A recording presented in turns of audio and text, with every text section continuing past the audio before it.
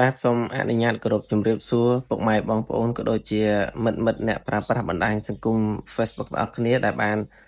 ស្គាល់រូបខ្ញុំបាទខ្ញុំធ្វើវីដេអូនេះផងដែរគឺធ្វើឡើងដើម្បីស្នើសុំដល់បងប្អូនក៏ដូចជាមិត្តអ្នកប្រើប្រាស់បណ្ដាញសង្គម Facebook ទាំងអស់ដែលបានស្គាល់ខ្ញុំបាទគឺដោយខ្ញុំបានទទួលព័ត៌មានពីបងប្អូនវីរៈកងទ័ពដោយរដូវកាលនេះជារដូវកាលភ្លៀងធ្លាក់អញ្ចឹងមានសត្វតិចឬខាំដូចជាមូសជាដើមហ្នឹងអញ្ចឹងហើយគាត់ចង់ឲ្យបងប្អូនទាំងអស់គ្នាចូលរួមតាមរយៈខ្ញុំដើម្បីបានថវិកាហ្នឹងយកទៅទិញធូបមូសនិងក៏ដូចជាសម្ភារៈប្រើប្រាស់នៅក្នុងរដូវកាលភ្លៀងធ្លាក់នេះ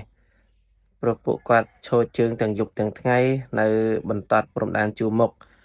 ណាអញ្ចឹងហើយដូច្នោះហើយមានតែពឹងពាក់ដល់បងប្អូនទាំងអស់គ្នាចូលរួមទាំងអស់គ្នាបាទតែខ្ញុំម្នាក់ឬក៏ខ្ញុំចូលរួមក៏បានតិចតួចអញ្ចឹងវាមិនអាចគ្រប់គ្រាន់ដើម្បីចូលរួមរំលែកក៏ដូចជាផ្ដល់នៅក្តីស្រឡាញ់ដល់អ៊ំពូបងដែលជាវរៈកងទ័ពនៅជួរមុខដែលគាត់កំពុងតែឈរជើង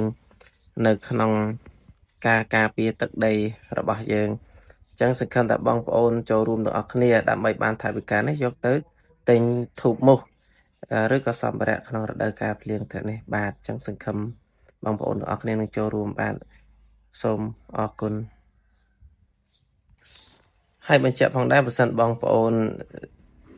មានសទ្ធាជ្រះថ្លាក្នុងការចូលរួមអាចឆាតមកខ្ញុំបាទផ្ទាល់ខ្ញុំបាទនឹងតម្លាក់ QR code បាទ